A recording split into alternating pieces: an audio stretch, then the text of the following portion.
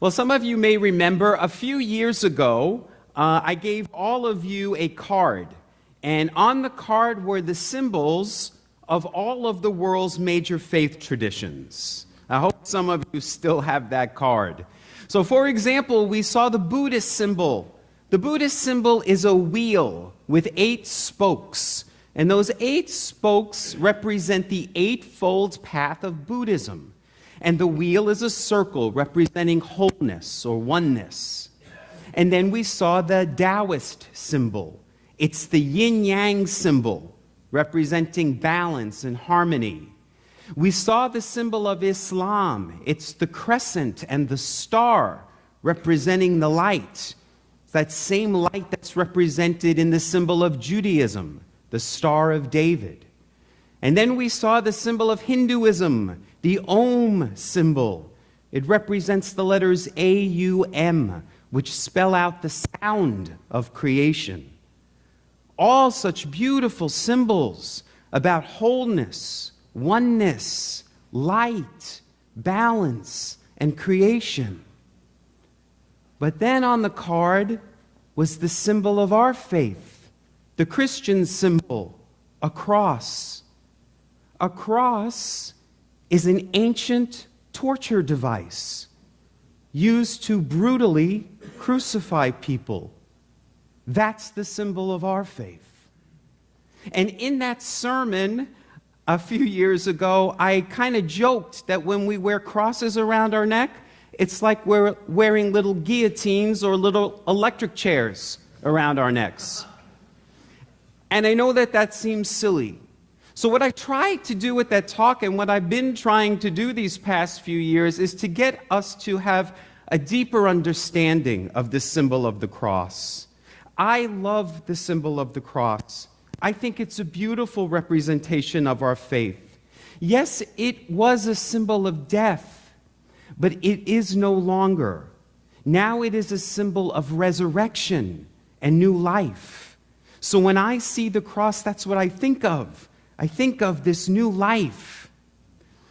Today, though, I want to let all of you know that the cross was not the symbol of the early Christians. The church came up with the symbol of the cross centuries after Jesus died. The early Christians, those very first followers of Jesus, did not use the cross as their symbol. What they used was the symbol of the fish. Now, many of you know that during that time, the early Christians, the early followers of Jesus, were being persecuted. They were being thrown in jail and put to death. But for what? I mean, if they were just going out there preaching peace, love, and joy, why would they be put in prison and killed for it? Well, we know that what they were doing was they were following in the way of Jesus. The way that got Jesus killed is they were going out proclaiming that the last shall be first, that the least of these are the most important. And they were speaking out against expanding the table to invite more and more people, the marginalized and the outcasts. And of course, the people in power didn't like that. So the early followers of Jesus, they were not forming churches. They weren't starting a new religion. They were going out and they were proclaiming this new social order. Now, because they were being so bold and brave, they were being attacked by the powers that be.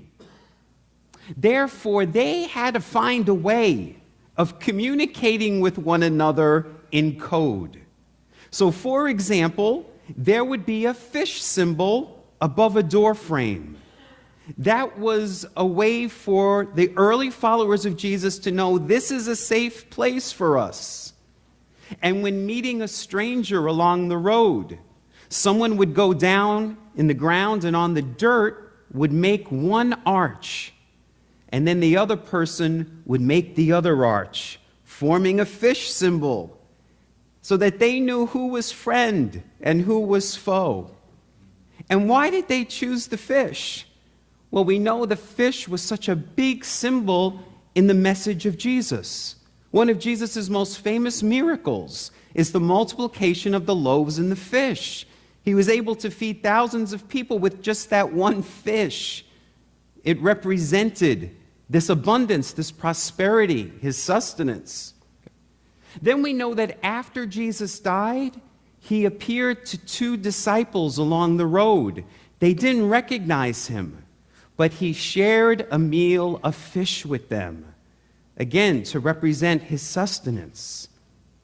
And then, of course, today, we hear about this miracle, this surprising catch of so many fish that the nets can't contain them. Again, this abundance and prosperity, that was the symbol that they used.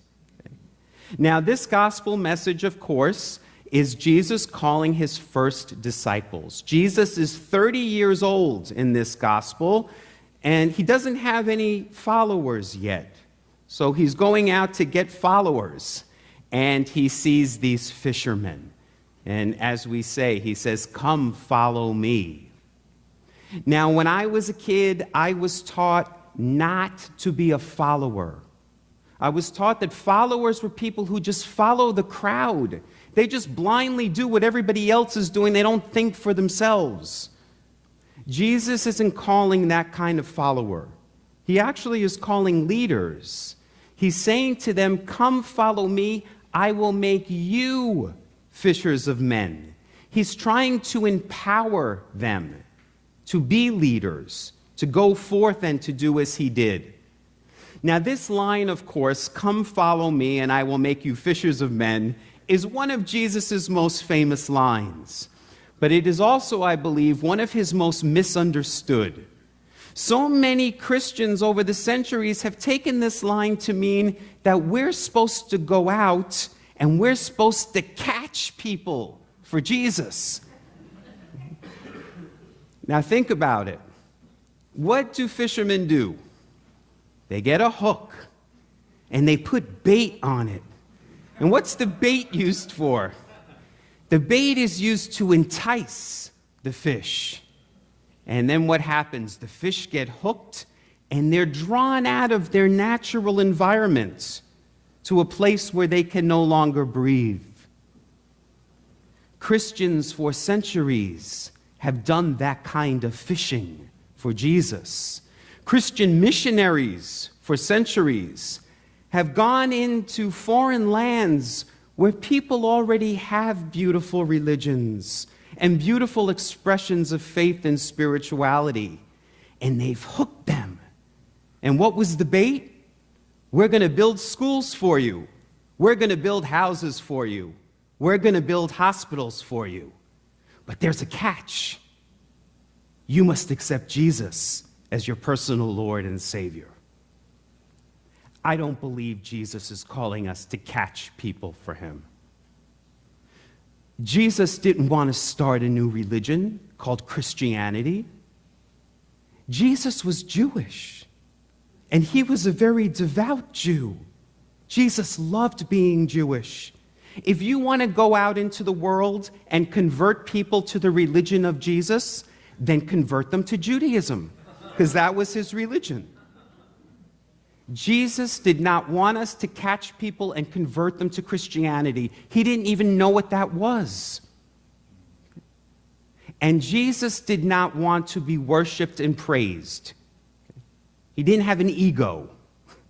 When Jesus is calling us here to be followers, he's saying, I want you to go out in the world and I want you to do as I did. I don't want you to praise me. I don't want you to start a religion in my name and convert people. I want you to follow my way of life, to go out and to love people unconditionally, to go out and to free people, to set the captives free, to help the sick and the poor, to lift up the lowly. That's what he wanted us to do, and that's what it means to be a follower of Jesus. It has nothing to do with beliefs. It has to do with action. And that's how we as progressive Christians evangelize. So that is really what our words of integration and guidance this morning were all about from Reverend Niswander, the UCC pastor. She was saying that God is calling all of us right where we are to go out and do as Jesus did, not to catch people. The fishers of men, Jesus only said because the people he were talking to were fishermen. If the people he were talking to were carpenters, he wouldn't have told them to be fishers of men. What that means for us is that no matter who you are or where you are on life's journey, like we say in the UCC, God is using you with your own unique gifts and talents to do as he did. All of you have been anointed to do that, to do all that you can in the place that you are, in the time where you live, in the gifts you've been given to bring forth the kingdom. Okay? Now notice at the end of this story, the fishermen leave their boats and their nets on the shore, and they follow Jesus. Because here's what happens. When all of us say we're going to follow this way of life, we have to leave behind old things.